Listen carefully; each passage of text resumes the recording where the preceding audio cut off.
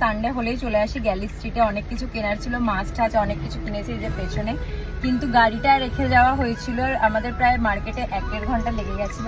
আর এই যে কেয়ারলেস গাড়িটা রেখে গিয়ে এমার্জেন্সি লাইট জ্বালিয়ে গেছে, কে যায় এরকম। তো আমরা যখন ফিরে এসে দেখছি গাড়ি স্টার্ট হচ্ছে না, ব্যাটারি পুরো বসে গেছে। আশেপাশের মানে অনেক দাদারা ঠেলে চেষ্টা করেছিল স্টার্ট করার, কিন্তু সেটা হয়নি। তারপরে ওখানে একটা গ্যারেজ ছিল, সেখানে গেলাম, সেখান থেকে দুজন আসলেন দাদা, তারা জাস্ট শুধু টাচ করে 400 টাকা নিয়ে চলে গেল। 400 টাকা লাগলো গাড়িটা টাচ করতে, আর বলেছে যে কোনো এসি চালানো যাবে না, এখন কিচ্ছু যাবে না, কারণ এখন পুরো ব্যাটারিটা চার্জ হবে।